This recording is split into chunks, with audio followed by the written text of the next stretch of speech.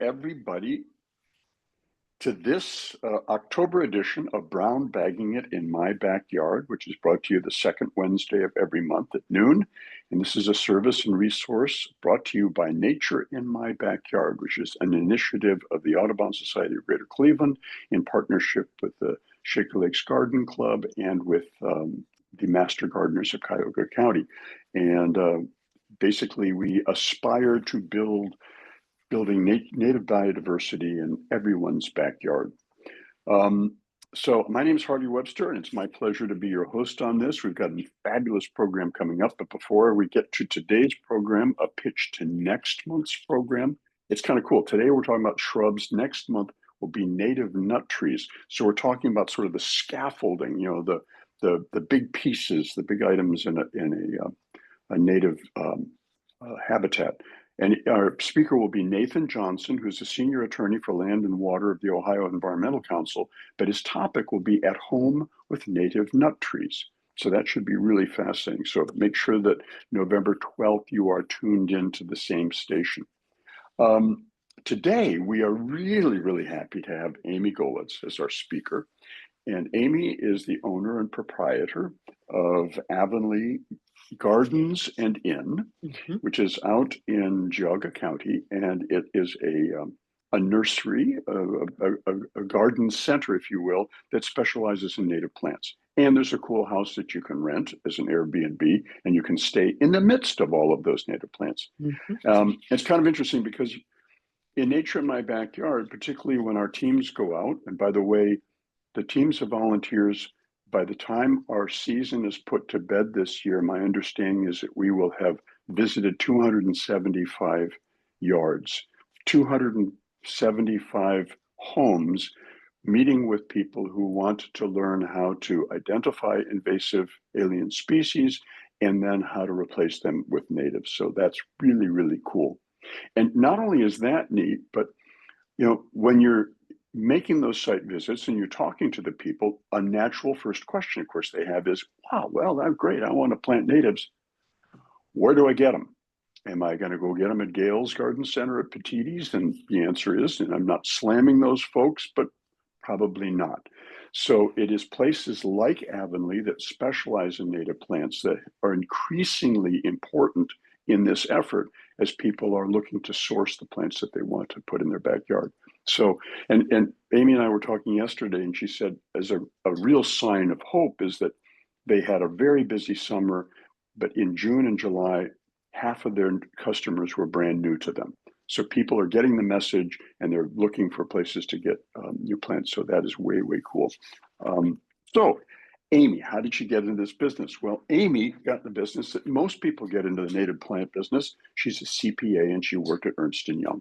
And I think that's the route that most folks take. But anyway, she had a burgeoning career, doing well, and then had a family and decided that it was a far more important job to be at home with her kids. And she did that stay-at-home mom thing, but then she was looking for volunteer opportunities, started at the volunteering at the Butterfly Garden at Penitentiary Glen, and doing whatever weeding and gardening she could there. And there she met Tom Yates, and there formed a really, really strong and powerful friendship. And anyone who can remember Tom, just a brilliant, wonderful, gentle, deeply knowledgeable man who was the horticulturist at Lantern Court when it was a part of the Holden Arboretum. And she got to know him and started volunteering for him at Lantern Court and started learning the landscapes there, doing the work that was so important to maintaining those landscapes, starting to do the tours.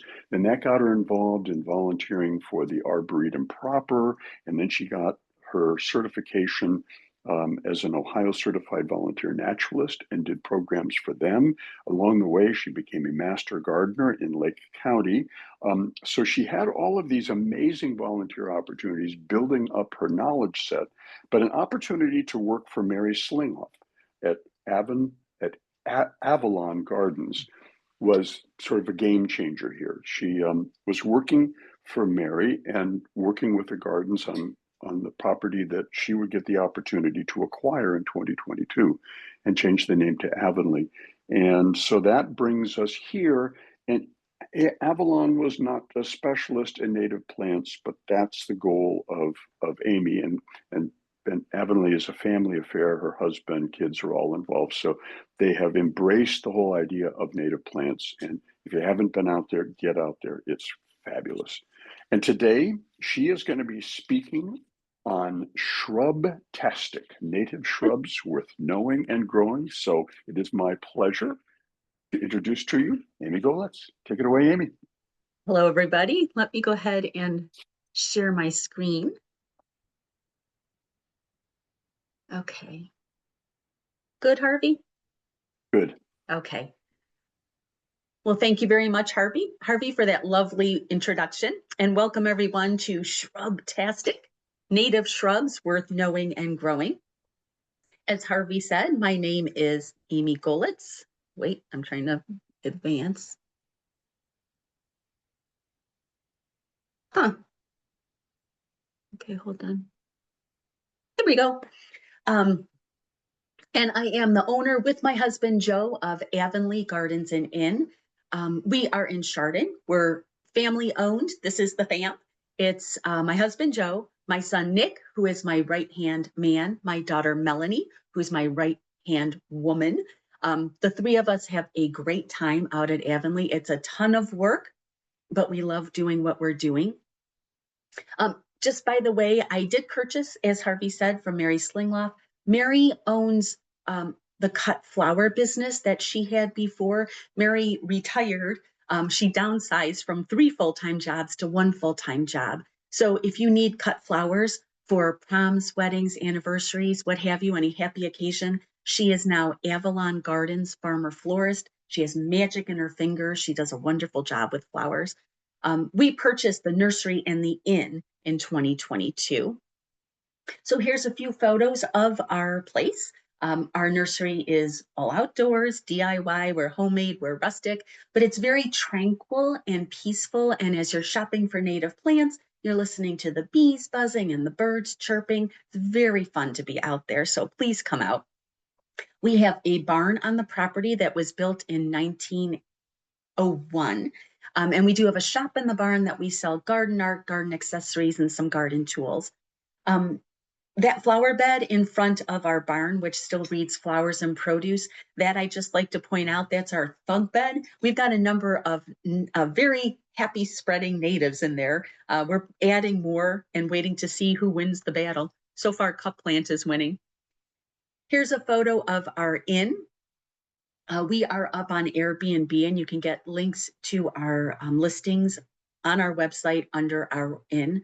We also have a greenhouse that we sell annuals, herbs, and succulents. And here's a little bit about what we offer and what we do. We do sell everything. Walk-ins, of course, are welcome. We sell retail and we do wholesale sales. We sell perennials for sun and shade. We sell perennials as potted plants. We also are able to offer flats or plugs. So we do grow from seed, but we also bring plugs in. As we're potting up those plugs, they are available for sale. They're just a baby plant. Or if you have a large area that you need to plant, then that's a very economical way to buy an entire flat. And I am able to get flats of certain shrubs, not all of them. We also sell trees, shrubs, and vines. Our hours are on our website.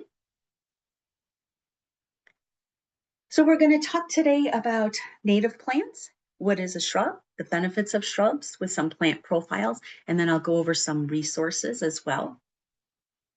You know, I wonder if I can get rid of this box.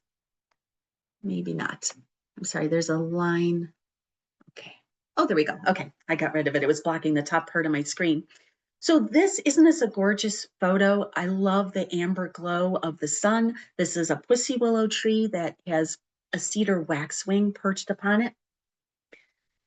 Pussy willows are dioecious, which means male flowers and female flowers are on separate plants.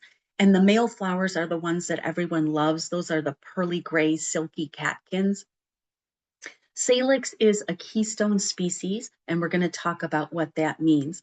But just know right now that pussy willows are of special value to our native bees. In addition to supporting birds, and it is a host plant for 300, the genus is a host plant for 328 species of butterflies and moths, as well as providing for a specialist bee. This is a powerhouse plant.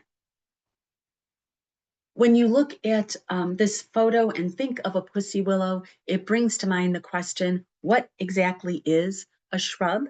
And so for the purposes of my presentation, I decided a shrub was a woody perennial with multiple, a woody plant with multiple stems coming out of the ground that is 20 feet or lower. So at 20 feet, you start to get into that question, are you a large shrub or are you a small tree? And that's a fun question that you can ask when you're looking at a pussy willow, but today she's a shrub. Pussy willows can be used at rain gardens and as hedges. Before I go much further, that was a plant profile on pussy willows, and I did want to explain a lot of the symbols that you're going to see on my slides. Many of them are self-explanatory. If you see photos of bees, birds, hummingbirds, that's what they attract. If there is the Xerces symbol next to the symbol of the bee, it means that that plant has been recognized by pollination ecologists as attracting large numbers of native bees. So those plants are of special value to bees. The black deer means that that plant is liked by deer. The deer with the red line going through it means that it is allegedly, and note that that is in capital letters, allegedly deer resistant. I get my information from research-based websites. Deer don't read, and if the deer pressure in your yard is great enough, then they are going to eat plants that they're not supposed to eat.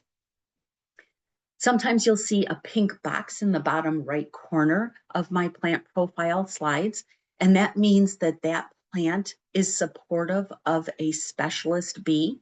And I got that information to this wonderful guide, which is available for free download, the Guide to the Specialist Bees of Ohio, presented by the Ohio Native Bee Collaborative. And then up in the right corner, you're going to see a note that says host plant with a number next to it. And that means that that plant supports a certain number of species per the National Wildlife Federation Plant Finder. So let's start today by discussing what is a native plant. Make sure we're all on the same page. A native plant is a plant that occurs naturally in an ecoregion and habitat, where over the course of evolutionary time, it has adapted to the physical conditions and co-evolved with the other species in the ecosystem. So another term for native plant is straight species. And usually when you use the term native, it's used with a geographic qualifier. So you say that plant is native to the United States, or native to Ohio, or native to Geauga County. So all of the plants I am showing you today are native to Ohio, with the exception of two, and I'll let you know which ones those are. When you talk about native plants, it's good to know what is a cultivar. A cultivar is a plant that has been selected by humans for a desired trait. So for example, this is the beautiful shrub summer sweet, which is one of the two plants that is not native to Ohio, but it is native to the United States. It is also designated as a special value to native bees. It's a wonderful shrub, deliciously fragrant. The straight species gets to be about 6 to 8 feet tall and wide, and it has white flowers. And plant breeders looked at that flower and thought, wouldn't it be wonderful if we changed that plant bloom color to pink? So they created Clethra alnifolia ruby spice. So cultivar names are noted with single quotation marks. And most cultivars are tissue propagated.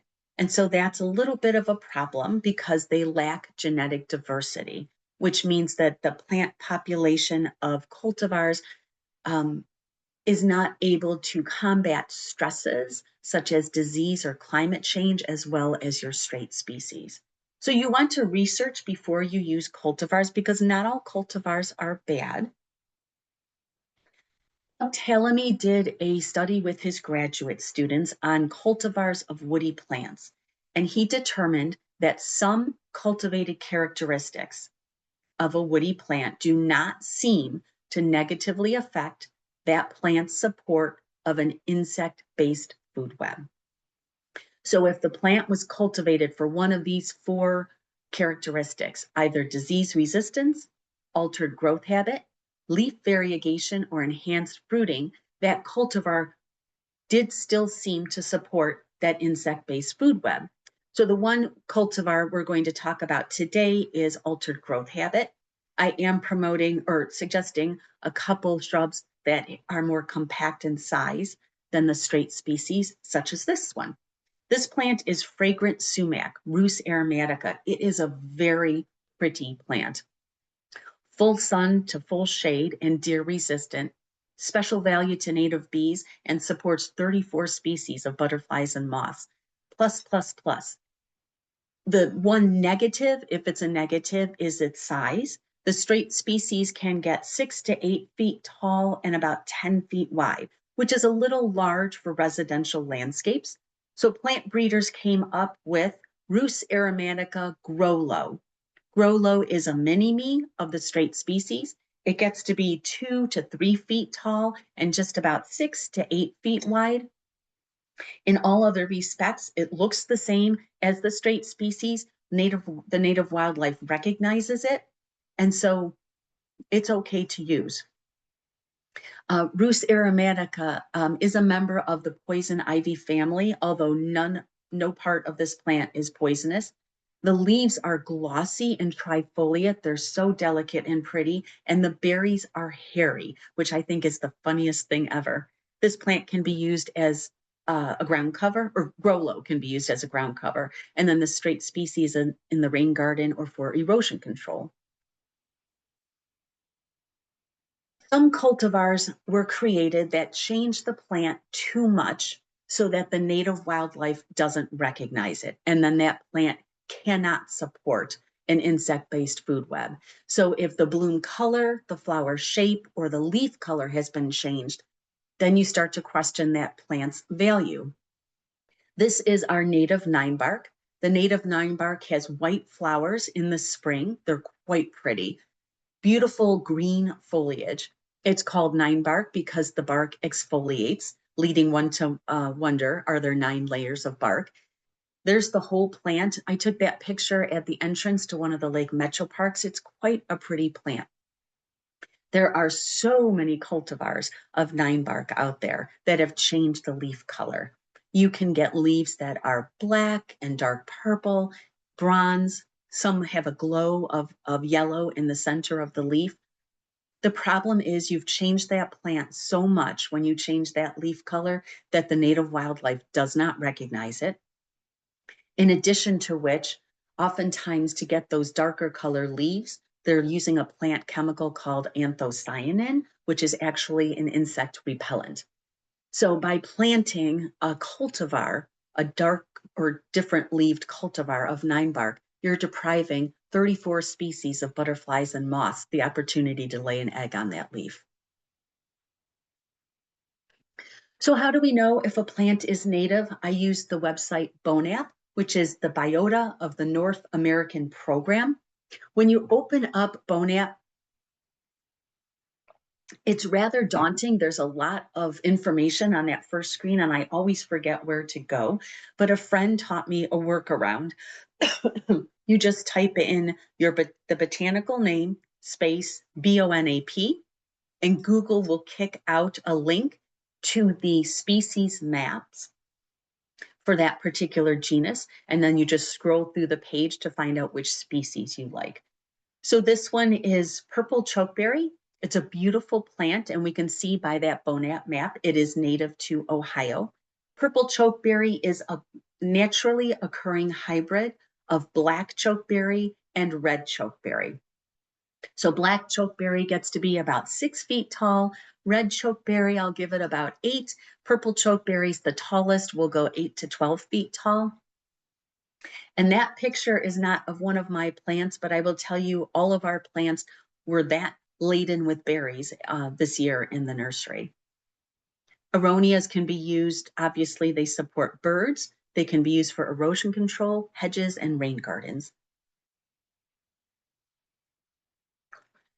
I'd like to talk to you about what a keystone plant is. Keystones are native plant superstars. It refers to the keystone stone, the center stone in the crown of an arch that locks all of the other stones in place. If you were to remove that keystone from the center of the arch would collapse. Likewise, our keystone native plant species, if they were removed from the local food web, that local food web would collapse. So our keystone plants provide the highest level of resources for the species that support our food web. So we're talking about caterpillars and specialist bees.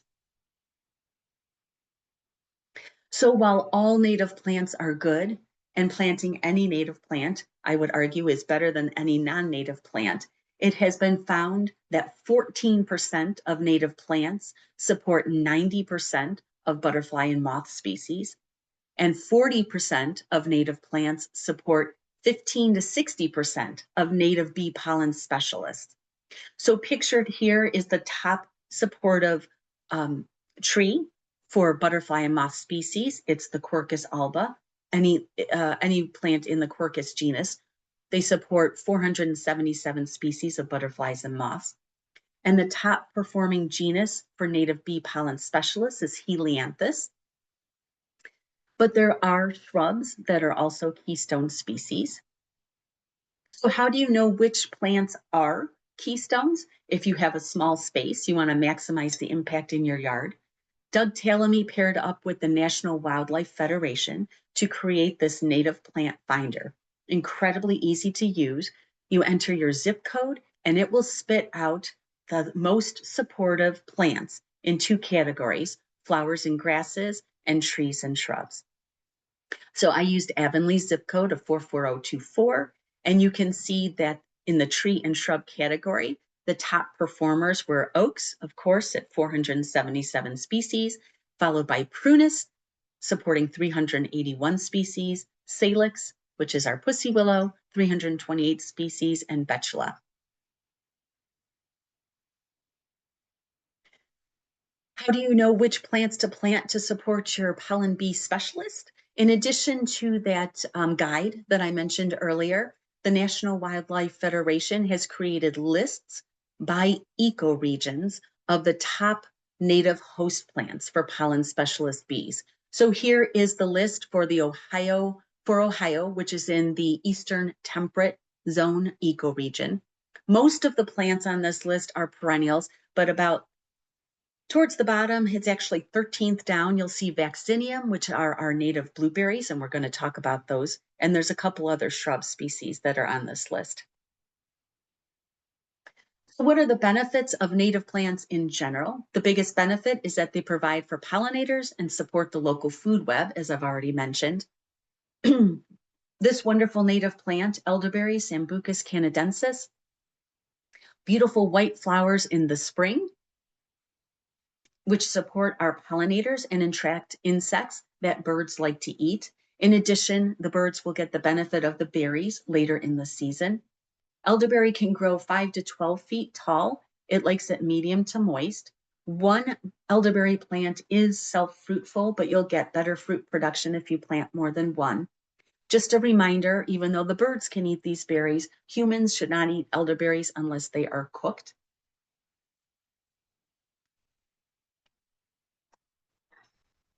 So one of my customers who has become a friend, like many of them have, gave me a book called Our Northern Shrubs and How to Identify Them, without even knowing I was giving this presentation. It was written by Harriet Keeler in 1903, and Harriet is a local Clevelander. She actually was the first female superintendent of the Cleveland public school system. She's also the author of a number of botany books. She has a number of books on wildflowers, which I'm so lucky to have. But she opened her book up with this quote, which I thought was very interesting. The position of the shrub compared to a tree is distinctly secondary, and the burden of the inferior race is upon it. A tree may be valued for what it is, but a shrub is rated for just what it can do. It must render a service to compensate for its cultivation. A shrub which cannot render some such service is held to be a cumberer of the ground. I just love that. Of course, then Harriet went on to write this amazing book and extolled the virtues of our native shrubs. I kind of took my motivation for how to organize my presentation based on Harriet and her benefits of shrubs that she listed in her book. It was interesting though, after I got through and I thought, okay, this shrub does this, I'll put it here, this shrub does that, I'll put it there. I realized that many of these shrubs perform many of these services, and pretty much any of them could be in any category. So just keep that in mind when I'm going through my categories. I was also recommended another book by my friend Jane, Essential Native Trees and Shrubs for the Eastern United States, another excellent book that I referred to for this presentation and also for updating our website up for our inventory. I know you can get a lot of information online, including our website, but there is nothing to the feel of holding a well-written good book in your hands. So shrubs serve as a critical component of our ecosystem. They make up the understory layer. They bridge the gap between trees and the plants on the ground. So to have a truly biodiverse native wildlife habitat, you need to provide benefits at each layer of your ecosystem, and shrubs are the ones that provide benefits in that middle layer. So the first category is to support pollinators. Let me say right now, I think every single one of these plants supports pollinators. The shrub, all shrubs flower. Some of them have insignificant or small flowers, but they all do flower and support pollinators.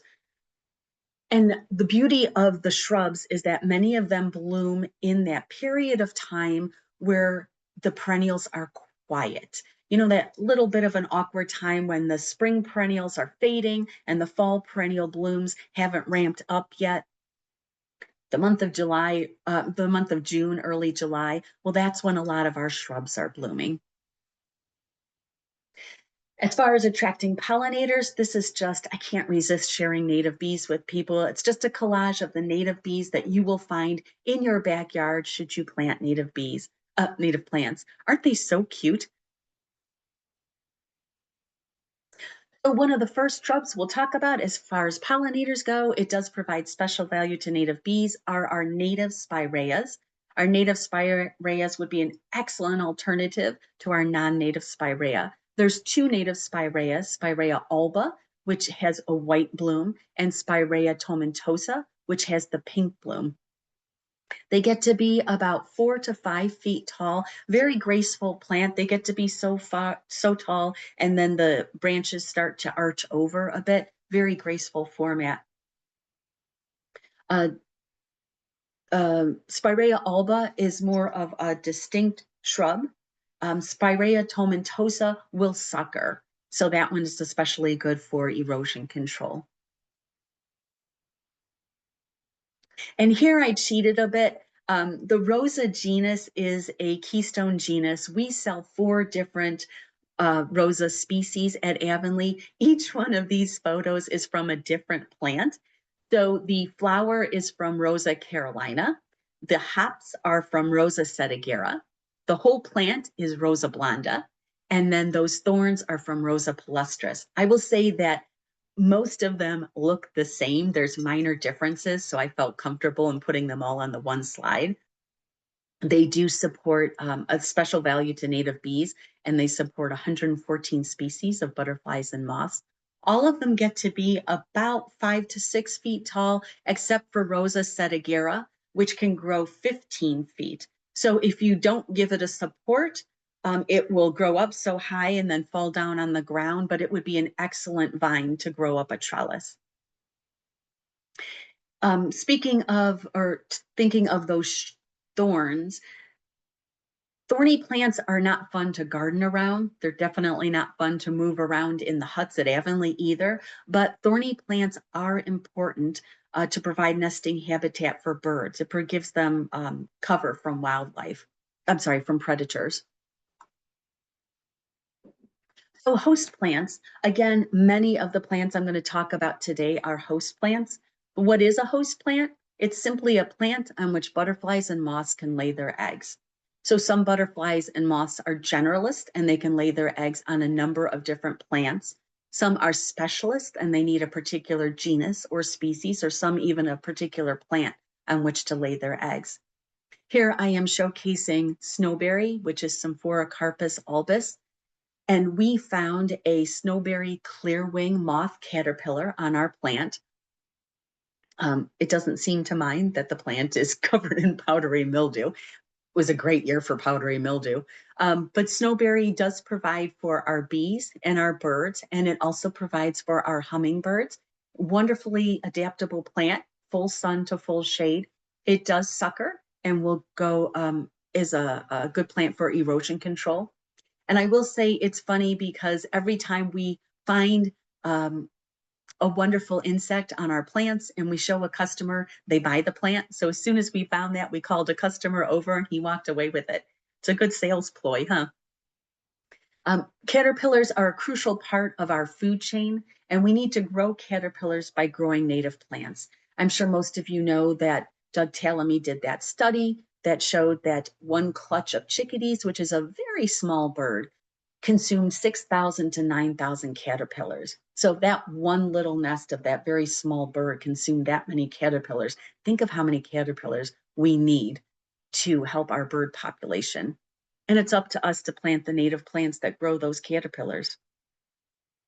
This is an amazingly pretty plant, purple flowering raspberry. It is a native raspberry, but grown more for its ecological and ornamental value than the value of the berries. The berries technically are edible, but they are dry and crumbly. Not that tasty to us, but the birds do love them. Purple flowering raspberry is of special value to native bees and a host plant to 146 species of butterflies and moths. It is a big plant, a happy spreader. Excuse me, a happy spreader. It can grow about 6 feet tall and about 10 to 12 feet wide. Gorgeous exfoliating bark, so you get interest in the winter as well. And it blooms for a long period from June to August. We actually still have some blooms on the plants that we have at the nursery. Spicebush, another wonderful plant, well-known plant to host caterpillars.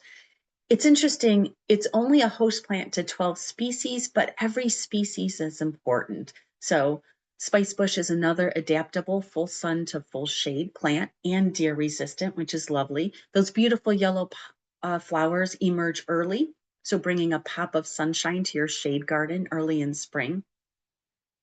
And it is, of course, the host plant to the spicebush swallowtail caterpillar, which can only use spicebush and sassafras as a host plant. Spicebush are another plant that are dioecious, so you only get berries on the female plants. At Avonlea, we try to sex our plants whenever we can. Sometimes I am not able to, but when we can, we do. I actually have yarn. I tie pink bows on the girl plants and blue bows on the male plants so everyone can tell.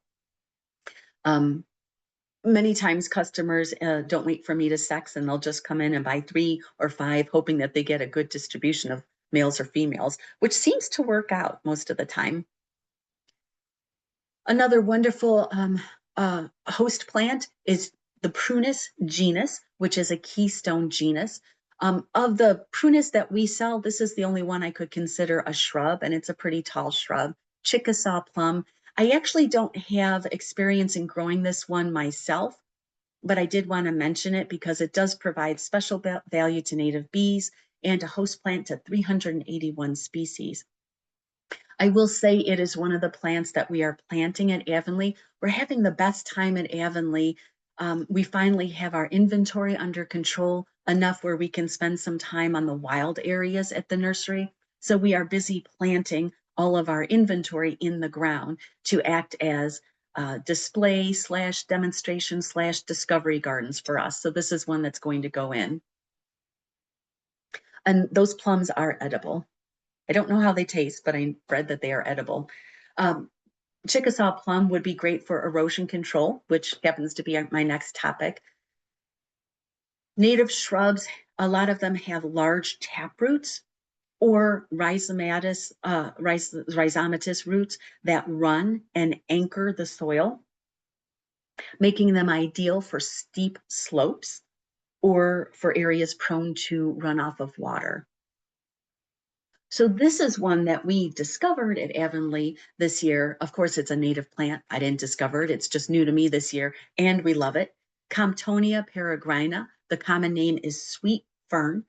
A little misleading. It is not a fern. It is a shrub. It does have fern-like foliage, which is quite aromatic when you brush your hands through it or bruise the foliage. So I've seen sweet fern grow with foliage all the way to the ground. I've also seen it where the foliage is on top and the legs become a little bare, maybe as the plant gets older. It is wind pollinated, so it's one of the few plants I'm showcasing today that does not support bees. So those are the catkins on the bottom left, and then the fruit capsules on the bottom right. You have to pay attention when you're looking at plants because there is a lot of beauty in the details. And if you look at the foliage of the sweet fern, the edges of the foliage are rolled up ever so slightly, which is really pretty.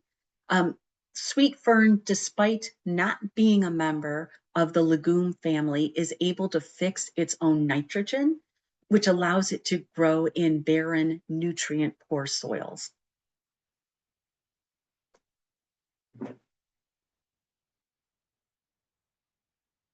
Cornus is another keystone genus.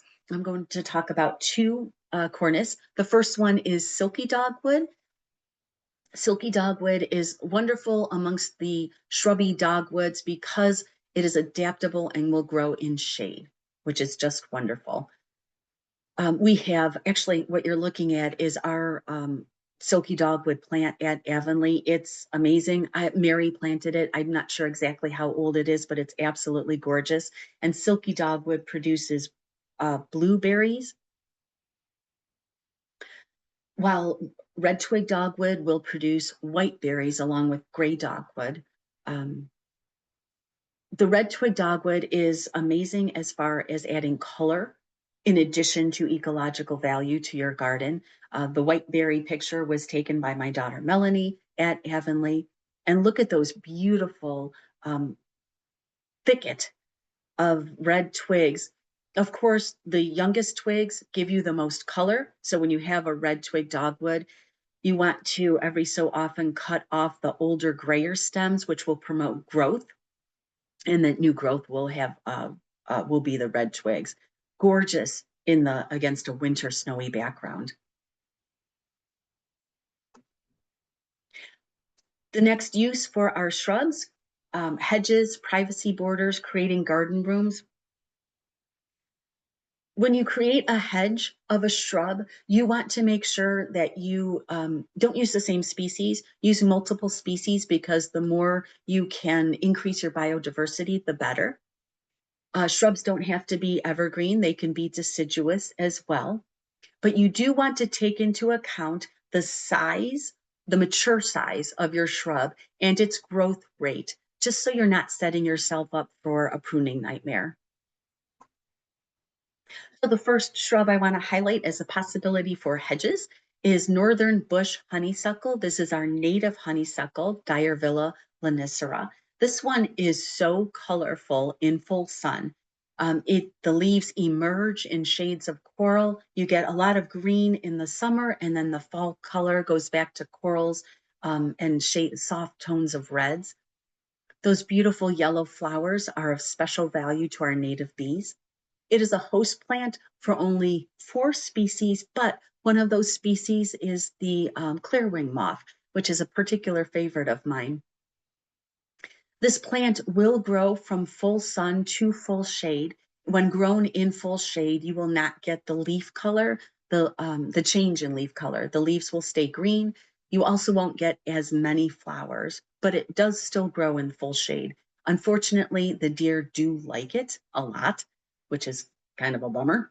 But it does throw out shoots, and so it will sucker, which makes it a good hedge.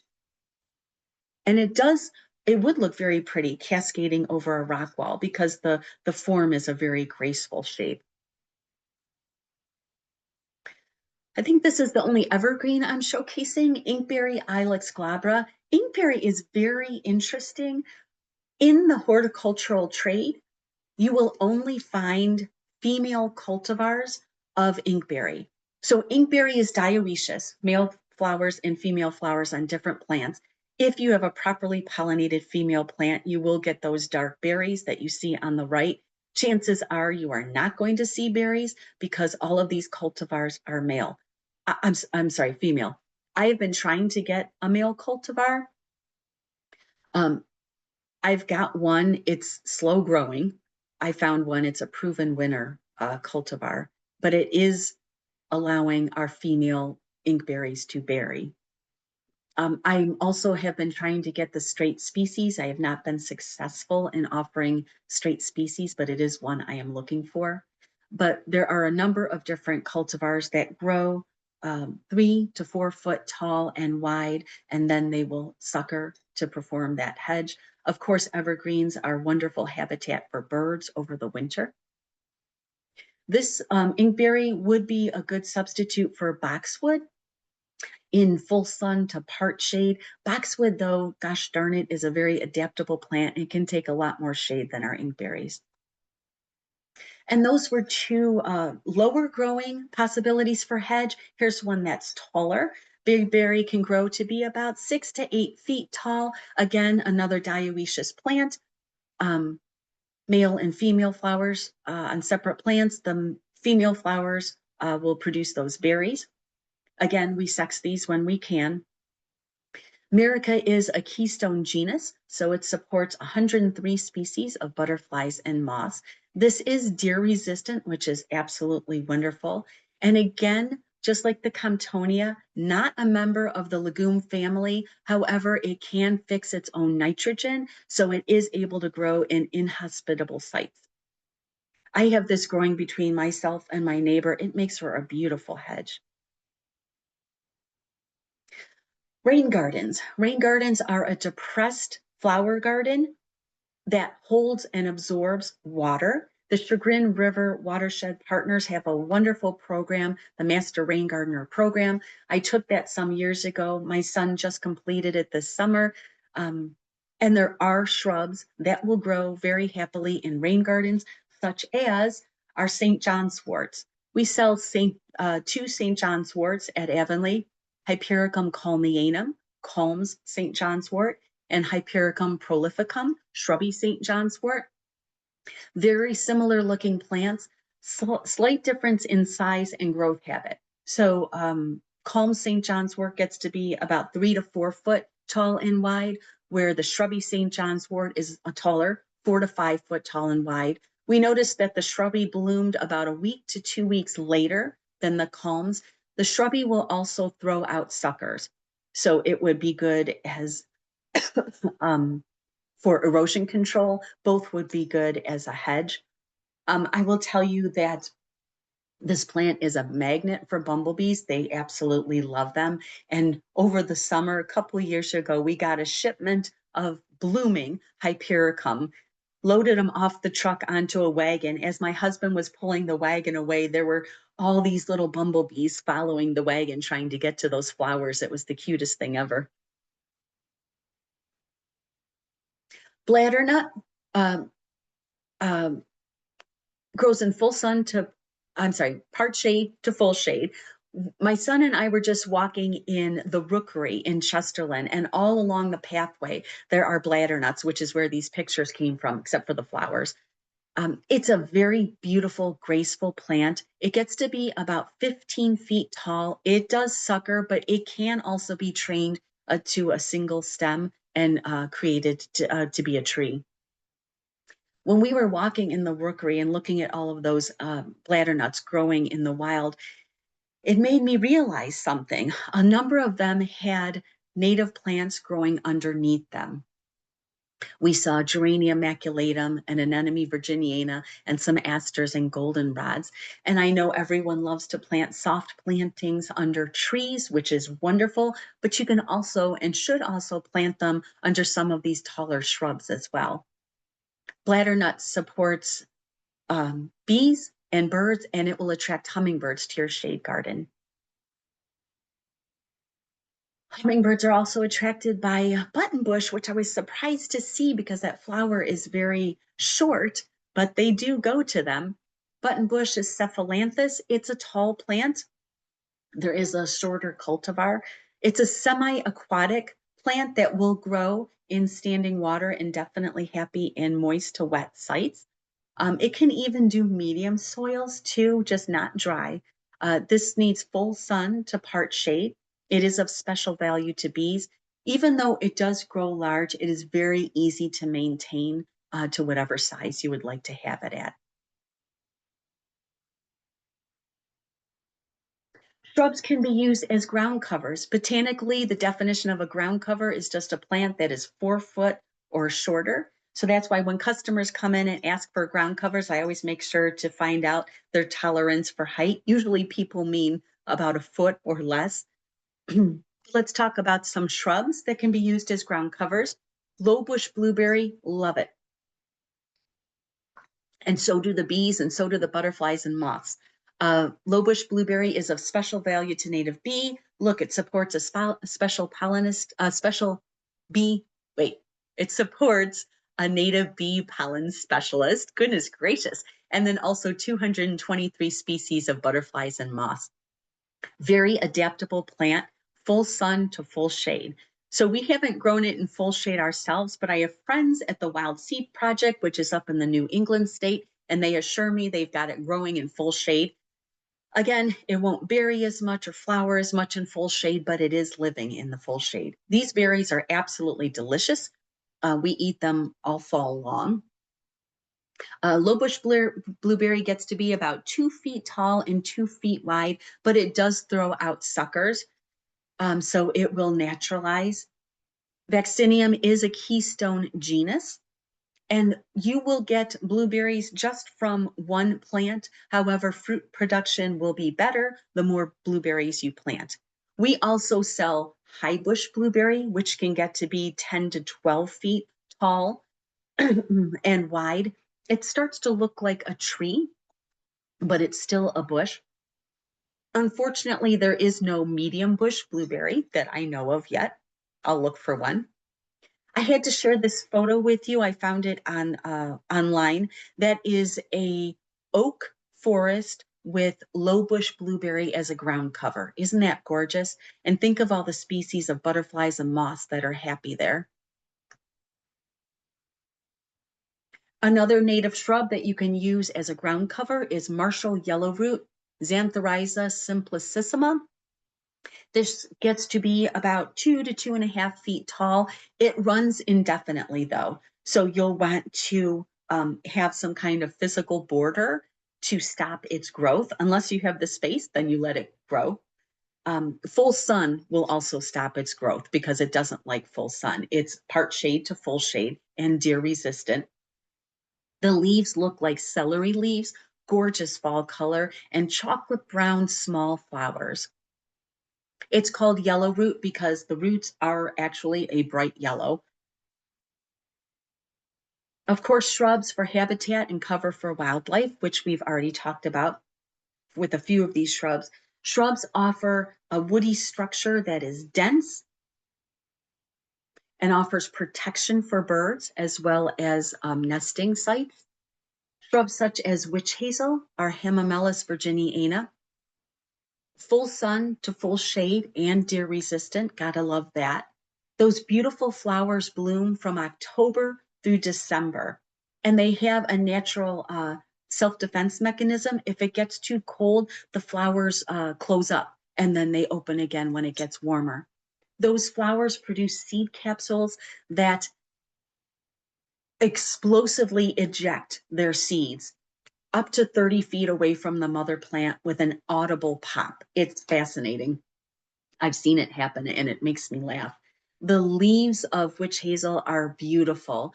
They're a deep green and the margins are wavy. And then there's a picture of the full shrub / small tree. Strawberry bush, wonderful tree for birds. That photo of the whole plant I took at the Holden Arboretum just last week. They have a number of stands of strawberry bush, and we found a bird's nest in many of them. Strawberry bush is a native member of the euonymus genus. It grows in part shade to full shade. It's a host plant for 14 species of butterflies and moth, including the Cecropia moth. The flowers are quite small, smaller than my thumbnail, and they produce these fantastically cool warty seed capsules that look like strawberries that literally bust open and the seeds dangle from them. Unfortunately, the deer do like these plants. If you have the space, a strawberry bush gets to be about 6 feet tall, 2 to 3 feet wide, although it does throw out suckers. If you have the space, there's a cousin, Euonymus atropurpurea, called Eastern Wahoo, pretty much the same plant, except it can take sun, and it's huge. It gets to be 20 feet tall and wide. We planted one of those at Avonlea. We're curious to see how big exactly it gets. Foundation plantings used to be more important back in the day because houses had open foundations and they were trying to cover that spot. Nowadays, most houses have facades, but foundation plantings are still good. One, because any reason to plant a native plant is a good reason to plant it. And two, it links the house to the rest of your ecosystem. Smooth hydrangea would be a great foundation plant. Actually, I have that growing right outside my window on either side of my front door. It's the only hydrangea native to Ohio. Very adaptable plant. It will grow, excuse me, full sun to full shade, full sun with adequate moisture. It is a white flower. This is not a hydrangea that you can change the color of by changing the pH. It is always white. I need to get a photo of the looking straight down on the flower. When you think of like a panicle hydrangea, which is not native, and you think of all of those larger petals, those are all infertile flowers. The center of our native hydrangea has the center's almost, it's a combination of pearly buds and then fluffy flowers, and those are the fertile flowers that the bees are going for. This would be great in a rain garden as a hedge or as erosion control. One thing you do want to know is that not only do the deer like it, but rabbits like it too. I will tell you that in the spring, when we get our hydrangeas, the rabbits literally wait for us to leave so they can come and munch our hydrangea bushes down. The first time it happened, I almost cried because I thought, oh Lordy, what am I going to do? I've got 50 hydrangea plants that look like stubs, but luckily this hydrangea is a fast grower and it blooms on new wood. And all of those hydrangeas that the rabbits pruned for us came up again, same season, and bloomed the same season. Thank goodness. Another plant you could use as a foundation plant is Carolina allspice, Calycanthus floridus. While the flowers are pretty, I actually think the beauty is in those great big bright green glossy leaves. Calycanthus can handle some shade. It gets to be about 6 to 9 feet tall and wide. It does sucker, but the suckers are easy to control.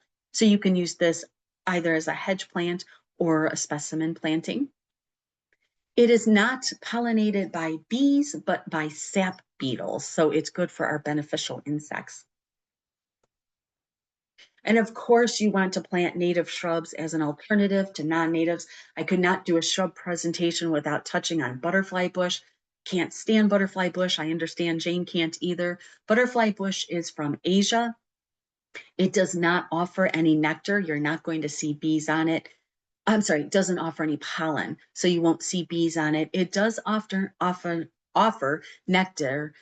I do have some customers who insist their butterfly bush is doing wonders because there's so many butterflies on it. It's so inappropriately named. And when I tell those customers, as I'm going to tell you, that you can get into discussions of quality of nectar being offered, and the quality of, of, of the nectar from a native plant far supersedes the quality of nectar of any non-native plant. It's kind of like a butterfly nectaring on butterfly bush is like us eating at fast food restaurants instead of having a nice home cooked meal, which they should be having on their native plants. So instead of butterfly bush, if you have it, don't tell anyone, just when you're done with the presentation, go home and rip it out. And then you can plant a summer sweet, which even though summer sweet is not native to Ohio, it is still a plant that is noted as a special value to native bees. If you're looking for that same shrub-like structure, summer sweet's about the same size as the many of the butterfly bushes. Another alternative I'm offering, this really isn't an apples to apples comparison, but if you're looking for purple racemes flowers, then you can use false indigo. This likes it medium to moist. It's a little larger than the butterflies get, but it's also of special value to native bees, and it supports 25 species of butterflies and moths. And something that we are experimenting with at Avonlea is growing native plants in general in pots. So we took out a lot of our annuals from our planters and replaced them with perennials, in addition to which we also started planting some shrubs in our planters. So on the left, you see inkberry. That's a cultivar called shamrock. It was a small plant when we put it in. It's actually doing very nicely in there. And on the right, there's a cultivar of clethra called hummingbird. Hummingbird gets to be about 3 to 4 foot tall and wide. It does beautiful in the ground, but it is responding very nicely to being in that pot. Oops. And then here's a few other shrubs that I didn't want to not mention, but I didn't have the time to do a full plant profile on them. Dwarf fothergilla, cutest little shrub. The leaves are very similar to our witch hazel leaves. It attracts bees and wasps. Those white blooms emerge before the leaves do. That dwarf fothergilla gets to be about 3 feet tall and wide. Winterberries, amazingly wonderful plant, special value to native bees, host plant to 39 species. Again, on our walk to the rookery, in addition to all of the bladdernut that we saw, there were so many winterberries, all laden with berries. It was quite a beautiful sight. And then amelanchier or service berries, also special value to native bees, host plant to 105 species. Many of the amelanchiers are trees. You get to be, it's a little tall to be considered a shrub, 25 feet and above. There is a shrub, like an actual shrub of amelanchier called stolonifera, that gets to be about 4 to 5 feet tall and wide, and suckers. So where should you go to buy native plants? Well, besides me, I'm not the only native plant nursery in town, but we'd love to see you at our nursery. But if you go to the website ohionativeplantmonth.org, you will find a listing of all of the native plant nurseries in Ohio, in addition to a lot of other good information on native plants. If you're looking for resources on native plants, I'd like to put a plug in for our website. We have a lot of good information on our plant profiles on our website, but there's also a website called bplant.org. bplant.org not only has information on the plants themselves, but when you search for a plant, the first page that opens up has a listing of all of these links and external resources. All the ones we use are right there, so it's very user-friendly. And then I do want to share, my daughter spent all winter, last winter, many hours cataloging all of our native plant inventory. So we call this spreadsheet mega because it's a completely awesome spreadsheet. We have over 450 species of native plants. This spreadsheet has all of the stats on there. So you can see I truncated the spreadsheet, but this spreadsheet is available for download on our website. Right now we have a banner at the top of the website that you can click on. If the if it's never ever not in the banner, we have a tab called Helpful Lists, and you can download it from there. But each column is filterable. So look at all the information that's there. Botanical, common name, plant category, minimum, maximum height and spread, sun, water, bloom description, what does it attract, where is it native to, and of course the ever present deer question. The columns are filterable, so if you are looking for a particular shrub that will attract hummingbirds, you can click on those columns and boom, it will spit the answers out for you. So that's it. I hope you enjoyed Shrub-tastic. I hope you learned a lot, and I hope this makes you want to go home and plant some native shrubs. If you have any questions, I'd be happy to take some now, time permitting. And if not, you can take down my contact information and feel free to ask them afterwards. Thank you, everybody. Brilliant, Amy. Thank you very much. Outstanding program. So much useful information. That's fabulous. And wanted to give a big plug for Amy's website, which is avonleagardensandinn.com. That's all lowercase, blended together, because it's an incredible source for information, as well as a link to that the mega spreadsheet. Yeah. The only question that was posted in the chat was somebody asked, I'm assuming this is a sweet fern, how big does it get? Oh, it can get to be about 3 to 5 feet tall, and then it spreads. I'm going to say about 3 feet tall and 5 feet wide. Let's do that. Also, if people have look at the chat now, Matt Valensic and Jane have also posted links to various organizations like bonap.org and Native Plant Finder. Really good information there. Jane reminds us that another reason not to have butterfly bush is it's host to the brown marmolated stink bug. Shoot, I forgot to say that. I meant to say that and I forgot. But yes, can you imagine? So by planting butterfly bush, you're not only not helping butterflies, but you're bringing a horrible bug into your yard and possibly your house. It's the curse of our winter time is, finding those damn stink bugs everywhere. Right. Anyway, and then there's just lots and lots of thank yous for a superb presentation. So we really appreciate it. One last question. Matt asks, when is the best time to prune Aronia? It needs rejuvenating after deer browse. Oh, so that one blooms in the spring, so you can prune it after it's done blooming. Got it. Okay. And if there are no further questions, I again want to pitch everybody for our next month. I mean, we've now covered the shrubs. So next month we get on with native nut trees with Nathan Johnson, Senior Attorney for Land and Water with the Ohio Environmental Council. Should be another good one, but this was fabulous, one of our best programs yet.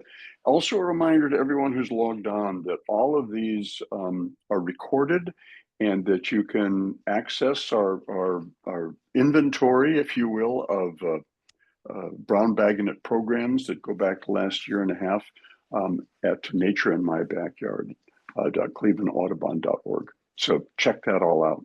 Amy, thank you so much. Enjoy the sunshine. Thanks everyone for participating, and we'll see you next month. Yeah, I'm off to work. Thanks everybody. Bye. Bye-bye. Brilliant, Amy, brilliant.